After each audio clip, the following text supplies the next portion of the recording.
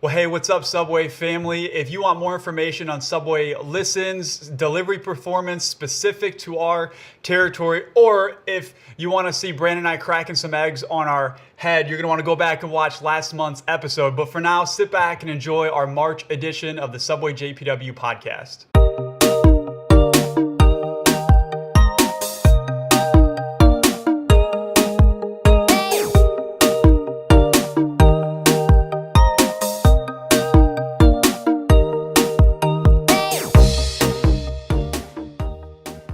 Good morning or afternoon or whatever time you're listening to this. The first topic we're going to cover here is some upcoming dates. Road shows start April 2nd. We're heading to Madison first.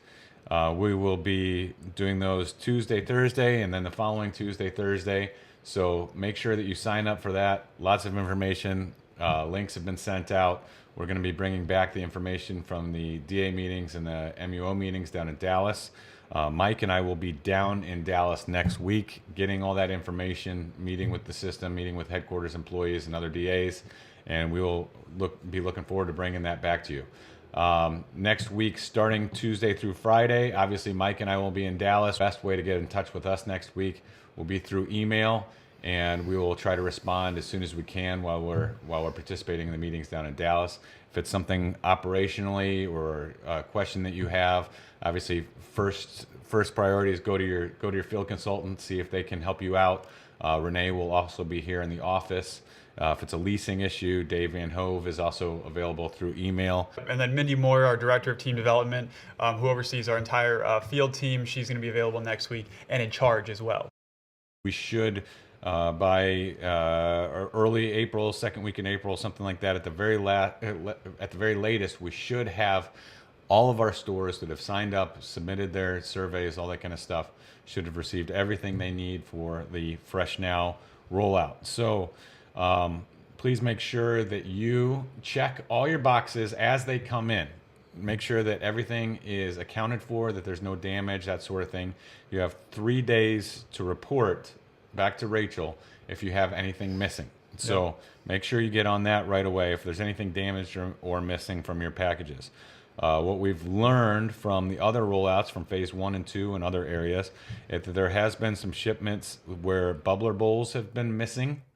There has also been some shipments that have the wrong cutting board size. Now, if you submitted a survey that had some errors on it and they shipped the cutting board, according to the survey, then then you only have to pay for shipping. If it was not an error in the survey, if they just shipped you the wrong thing, they'll ship it back to you for free. Another key date coming up is Subventory ordering through Subventory starting April 12th. If you are currently ordering, or your manager is ordering your food on a weekly basis through Cisco or Reinhardt's system, that will be going away starting April. You will have to do your ordering through Subventory. So make sure that you are on top of that and that you are ready for that transition. I would highly suggest getting your manager or your key employee, whoever does the ordering, trained on that system right away. There's lots of resources out there. You don't want to be stuck in April and not knowing how to order your food. So make sure that you guys get on top of that. One other thing that that is happening right now as well, if you are using paper trays to pre-portion meats like chicken or steak, things like that, those paper trays, or those paper boats that we call them, the Veltone trays, are discontinued. I don't believe any of our DCs have any left at this point. We were notified of this change across the system a couple months ago that this was coming. Hopefully you are prepared for this. You have the choice to either go back to scooping, or there are these reusable, washable silicone trays that you can order from Franchise Shipping Center. This does not affect the brown heating trays. Yeah. So if you're using scoops and you're using the brown heating trays for the silicone heating trays, we're talking about two different things here. Those brown silicone heating trays are fine for heating individual portions of meat and cheese. Those are fine. Those stay in all the stores. It's the paper trays that are no longer available. So Franchisee Shipping Center, you probably need at least 2 to 3 cases of these silicone trays that are washable and reusable for pre-portioning meats. One last date real quick. The first manager conference call will be March 19th from 3 o'clock till 3:30 p.m. This is a conference call that will be hosted by our staff to share best practices with managers. And this is obviously not a mandatory thing. I think if your manager will hopefully find it valuable. It's only a half hour to share those kind of best practices and get some feedback on things back from the field. Again, that is March 19th. Franchisees are welcome to call in, but the content is designed for managers. Okay, for our second topic, I'm going to share a best practice with you. This is just a part of a system that we have in place at our store. It's part of our onboarding system. We all have systems, whether by intent or by accident. There's a way that we do what we do. And so with sandwich artists, I also believe that most of the sandwich artists in our stores, maybe they don't intentionally ask these questions, but they struggle with the answer to these questions. The first question is, why do I do what I do? Like, why is it even important? Second question is, why should I offer good customer service? And then finally, being a sandwich artist or store manager, what's in it for me?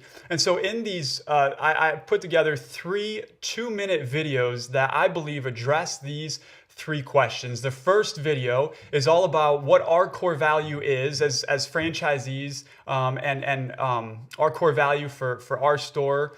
And then the second is, what is good customer service? So it's a 2-minute video, very succinct on what exactly good customer service looks like. When I say good customer service to our sandwich artists, what do I mean by that exactly? And then finally, the last video that I have answers that question, well, what's in it for me? And it helps disidentify this idea that, hey, I'm working a minimum wage job or I'm working a $10 an hour job, and helps managers and sandwich artists identify with the habits I'm developing here at Subway are going to go with me wherever I go into the future. So at the end of this podcast, I'll link those 3 videos. I'd love for you to take a look at them. Shoot me some feedback if you care enough to do so. And finally, the whole reason why we even share best practices, it's not to make you look good or for us to feel good and make ourselves look good. Sharing best practices is all about we as a people, we as a brand and as Subway team to get better, to learn from each other. There's a lot of great ideas out there, and we just want to expose those great ideas so we can all move forward together as a brand. So that's all for our topics for today on our podcast. Brandon, do you have any closing comments? If you are going to be in Dallas, look us up, shoot us an email, text, whatever, and let us know that you're going to be there. I'd love to meet up with you guys while you're there. And also, a reminder again, sign up for the road shows. Just click on the links, RSVP, let us know that you're going to be there. We'd like to get those filled up as soon as possible. So everybody, you guys have a great week. Talk to you next time. Bye-bye. Thank you for tuning in to the Subway JPW podcast, a creative approach to communication designed to keep you informed, connected, and equipped. To receive notifications when new episodes are available, select subscribe below. Thanks for all you do, and continue to create great.